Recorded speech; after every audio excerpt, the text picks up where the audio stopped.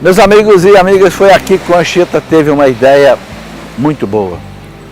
Para se livrar de dois perigos, a ameaça de morte dos índios, quando ele estava preso aqui, e também das tentações da carne, para preservar a sua vida espiritual, porque sofria muitas tentações das índias. Inclusive, uma vez que ele estava rezando, profundamente concentrado, uma índia chegou para ele, nu, assediando o Anchieta. E Anchieta não deu atenção a ela. Ela disse: "Você está morto?" Ele disse: "Sim, estou morto para mim, para viver para Deus." E a índia saiu gritando, dizendo que o homem estava morto. Era apenas uma expressão dele.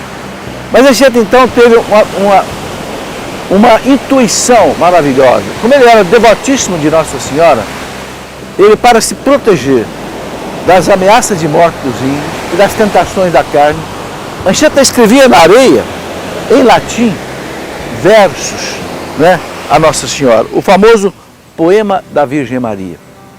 Um poema que é um livro inteiro. São 5.875 versos em latim, que foram depois traduzidos para o português, publicados em várias obras. Inclusive, o famoso escritor Fagundes Varela foi um dos que lançou essa obra do Anchieta. E Anchieta tinha certeza que com essa devoção à Virgem Maria, com esses versos onde ele narrava toda a vida de Maria, os dogmas, as suas maravilhas, o Anchieta sabia que eles não iriam matá-lo e que ele iria cumprir a obra de evangelização do Brasil que Deus tinha para ele, e que ele preservaria a sua castidade e ele preservaria a sua vida. Algo espetacular que infelizmente muitos de nós não conhecem. Eu gostaria de convidar você a conhecer essas maravilhas de São José Anchieta.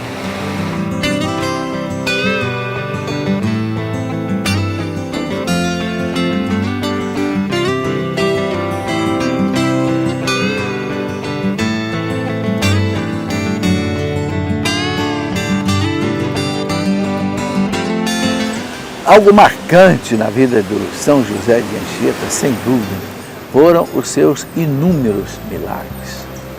Para você ter ideia, no processo de beatificação e de canonização dele, foram relatados milhares e milhares de milagres que esse homem fazia. Era fruto do quê? Da sua vida de oração, a sua vida de penitência, a sua vida de mortificação, a sua vida de morrer para si e viver para Deus.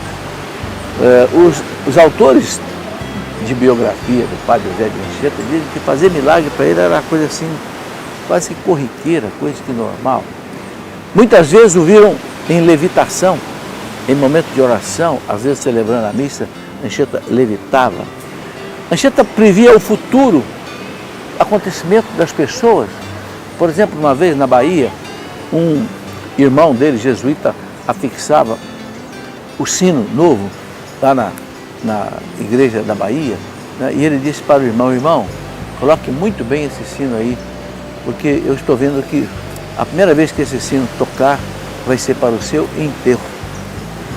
E olha, passado alguns dias, alguns meses, o irmão morreu e o sino tocou pela primeira vez. Anchieta tinha essa visão do futuro de muitos acontecimentos na vida das pessoas e relatava isso.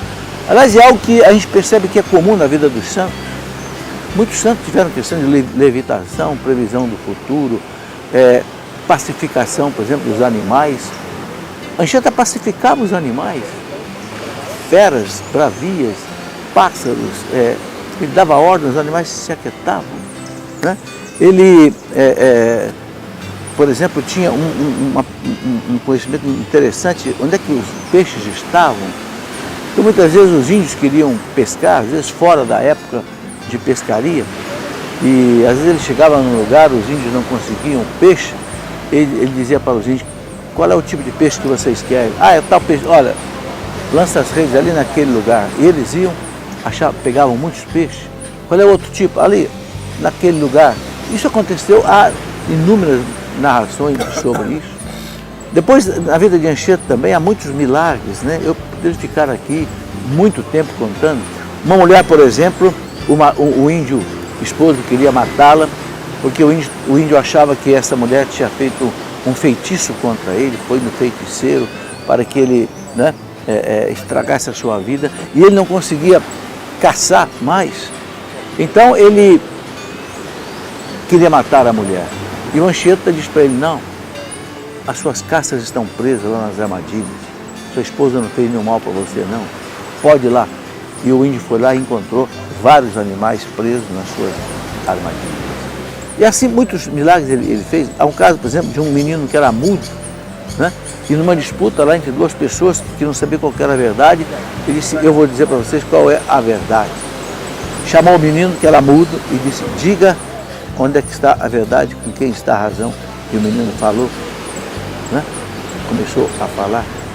Há outro caso muito interessante de um anãozinho, que ele era doente, um índio anãozinho que era doente, e ele só conseguia caminhar com os pés e as mãos no chão, assim como que de quatro. Anchieta um dia, né, deu uma bênção a ele com um crucifixo, e o menino se levantou e começou a andar normal. São tantos e tantos milagres, é impressionante. Uma vez um irmão encontrou Anchieta no meio do mar, rezando no meio do mar. Só que aconteceu um fenômeno muito interessante, as águas se afastaram e formaram assim como um círculo seco no meio do mar, e o Anchieta ali, com as mãos postas sobre, né, o peito, rezando, adorando, louvando a Deus, e o irmão, depois de muito tempo de procurar, o levou, né, e as águas se fecharam quando eles saíram do mar. Ou seja, são tantos e tantos milagres que é até difícil de contar todos eles. Um deles impressionante aconteceu quando Anchieta estava numa canoa indo em busca de dois oficiais portugueses que estavam foragidos, e ele foi buscar esses oficiais para restaurar a amizade deles de novo com os portugueses. E eles estavam numa canoa aqui no rio Anhembi, e quando a canoa atravessou uma cascata, a canoa afundou, com dois índios que estavam remando com eles, dois índios que nadavam muito bem. Havia um padre junto e mais o Anchieta. Todos afundaram. E o Anchieta não sabia nadar. Os índios mergulharam, que nadavam muito bem, salvaram o padre, né? Mas Anchieta eles não conseguiram encontrar. Um deles mergulhou fundo, encontrou o Anchieta no fundo do rio, mas não conseguiu trazer à tona. Voltou para o barco. Depois ficou desesperado, porque era muito amigo do padre Anchieta, voltou a mergulhar, encontrou o Anchieta no fundo d'água, rezando o ofício das horas. Isso foi narrado sob juramento nas atas, né, da beatificação dele. E o índio conseguiu então agarrá-lo pela batina, trazer para fora, né, trazer à margem do rio. E depois o outro padre perguntou para ele: mas como é que você conseguiu ficar tanto tempo lá embaixo d'água?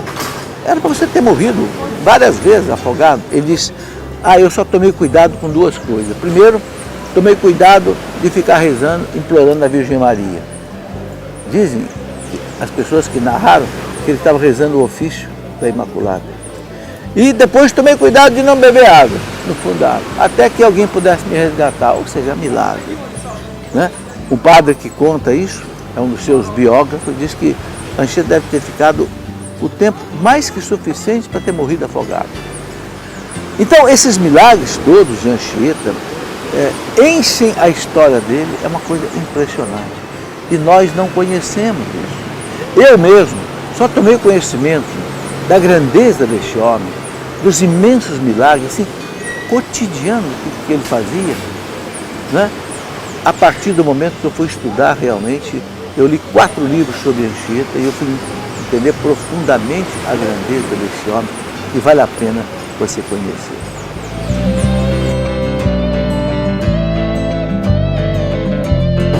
Nós estamos aqui hoje no pátio do colégio em São Paulo, onde a cidade de São Paulo foi fundada por São José de Anchieta, exatamente no dia 25 de janeiro de 1554. Saíram lá de São Vicente, vieram para cá mais ou menos 13 jesuítas, E aqui nesse local foi celebrada a primeira missa aqui em São Paulo e fundado o Colégio de São Paulo, de Piratininga, de onde então nasceu toda a cidade de São Paulo. E foi uma situação muito difícil, porque na época os índios tamoios, que eram aliados aos franceses, que tinham invadido o Rio de Janeiro, eles queriam praticamente destruir todo esse trabalho aqui dos jesuítas, dos católicos.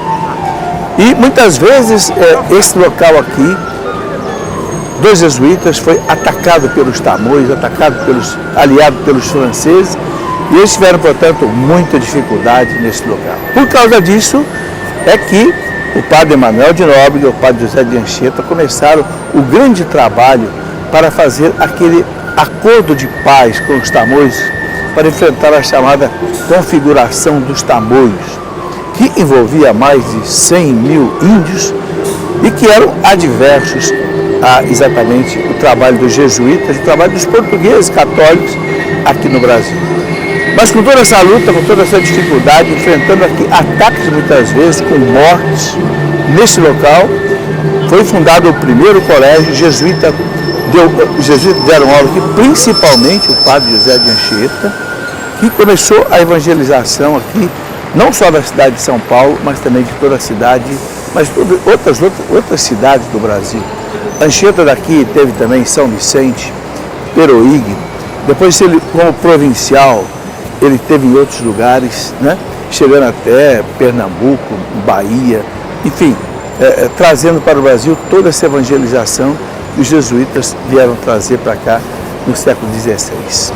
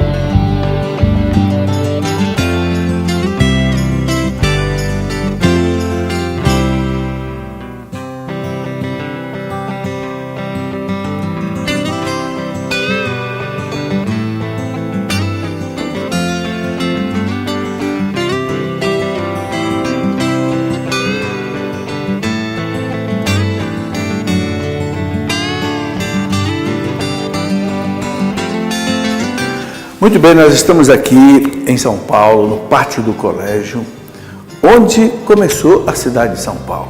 Aqui, nesse local, o padre José de Anchieta, com um grupo de mais ou menos 13 jesuítas, vieram para cá, vindo de São Vicente, e aqui fundaram o primeiro colégio jesuíta em São Paulo, e que deu origem à cidade. Aqui nós estamos na igreja do padre José de Anchieta, e nessa capela muito especial, você está vendo aqui uma relíquia dele, um fêmur, né, do padre José de Anchieta. Realmente é um marco histórico, religioso, não só para São Paulo, para o Brasil, mas para a igreja.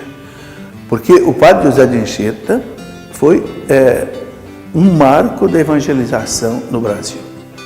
É patrono dos catequistas, porque ele realmente desbravou a catequese no Brasil.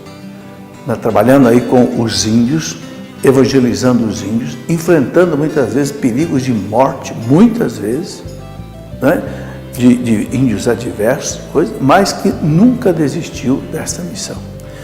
Para nós é um exemplo extraordinário. Padre José de Anchieta, ele é o patrono dos catequistas. A primeira coisa que a gente vê disso é a dificuldade, né, que ele teve e que o catequista de hoje também tem.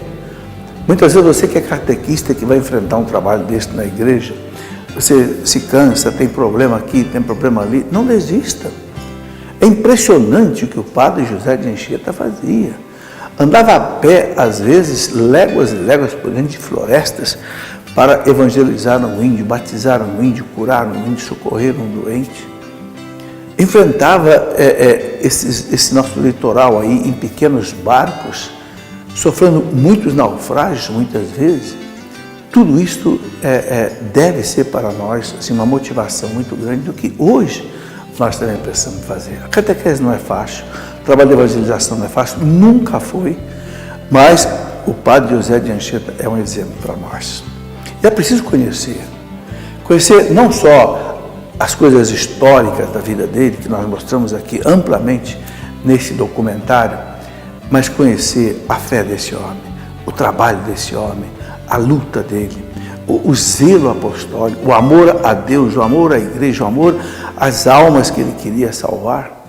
Viveu aqui 44 anos, sem nunca voltar para a sua pátria, exercendo aqui muitos tipos de trabalho, até morrer, né, com 63 anos de idade, já lá perto de Vitória, em Heritiba, depois foi enterrado em Vitória, em 1597, mas deixando realmente um trabalho muito grande. Foi canonizado pelo Papa João Paulo II, nós sabemos bem, né, como o patrono dos catequistas aqui no nosso Brasil.